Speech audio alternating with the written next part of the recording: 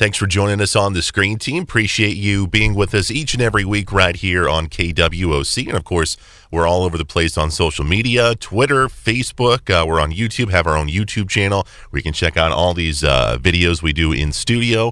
And also we have a website, screenteampb.com. Our next film is an animated film, but it wasn't done by Disney. We usually do a lot of Disney films here on the show, but this one is not. It's called The Iron Giant. It was released back in 1999. This was a film that I had watched, back when I think it came out on VHS or DVD or whatever it was at the time. And HBO. And I wasn't too crazy about it at first, mainly because of the animation. But this second go around of watching it with you and Luke, I really, really enjoyed it a lot better. The basic story is a lot like E.T. in a sense. You've got this little boy raised by a single mom. Yep. Very adventurous, very free-spirited, set in the 1950s, I believe. And he befriends an extraterrestrial. A giant robot. But he's from outer space, though. Yeah.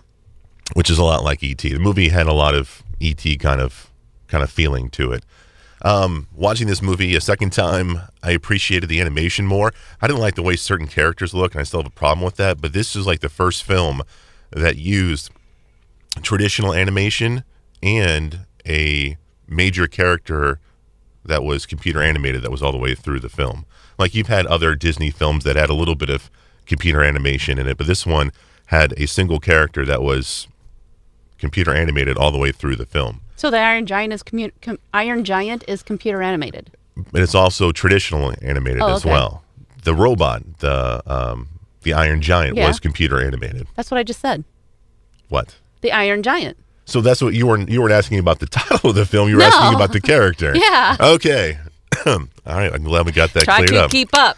Glad we got that cleared up, man. But the second go around, I liked it a lot better, man. I like the story.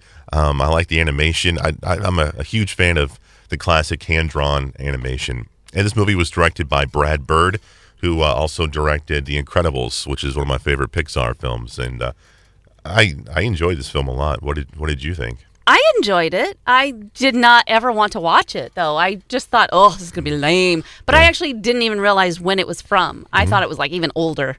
Really. I just had no information about it whatsoever. And I thought, why would we watch this movie? Mm-hmm. But I'm really glad that we did because, especially with Luke watching it too, it was a little intense at some parts, but not like anything that was going to give him nightmares, really. It's just more or less like you can tell that it's geared more towards middle school boys than toddlers. But he even has to watch it again the other night. Like, I want to watch the Iron Giant. And I'm like, no, we're watching this. And he was like, we're watching Care Bears. Yeah, right. Mom, you're so lame.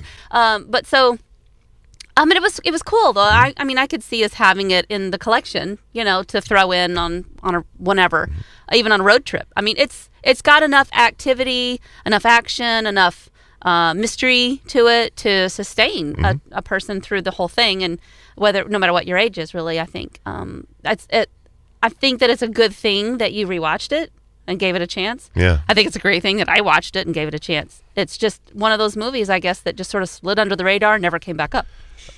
One of the interesting things about this film was that when it was released, it didn't do very well in the box office. One of the main reasons was because it came out the same weekend as The Sixth Sense.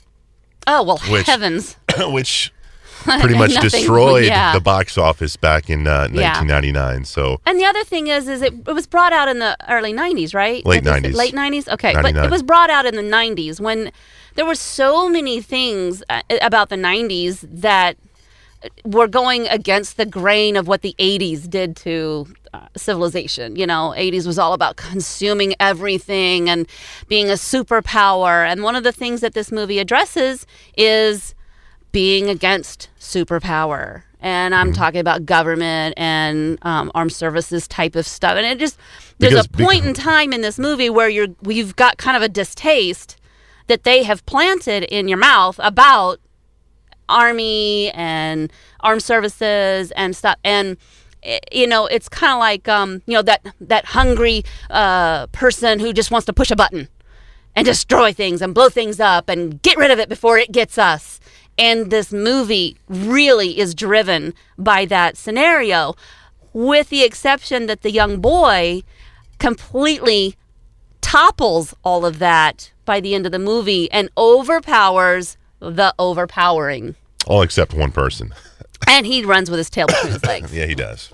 But even then, he was sent scurrying, flee. But the Iron Giant, actually, literally, the Iron Giant character does just blossoms as a non-human entity in such a humane way into your heart. We, as you said, we let Luke watch this, and he's 3 years old. Do you think 3-year-olds can handle this? Who do you think this is geared towards? Well, I think it's geared towards middle school boys. I said that. I was throwing that back in there. I was hoping you would expand more on that, but I guess not. I think it's geared towards middle school boys. There's no primary girl characters in it except for the mom, and she's really secondary to anything that drives the story other than being the boy's mom. There's a older man figure who's considered a beatnik in the movie. The movie itself is set back in, the 50s, 40s? I had already said that. Oh, well. So then we're married. Oh, that's awesome. Burn!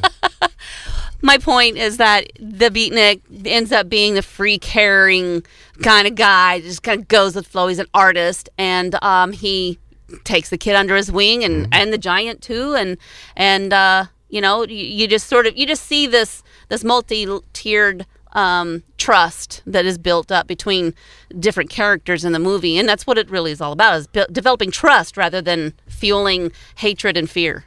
Did you know that Vin Diesel did a voice in this film? Was he the kid?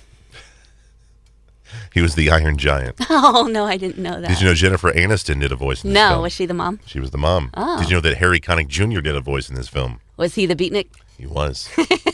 He was. Nobody knows who the kid was.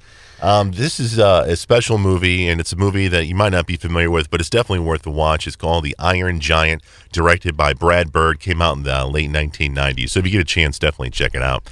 Coming up after the break, we're going to review an old classic called The Odd Couple with Walter Matthau and Jack Lemmon. It's coming your way next on KWOC.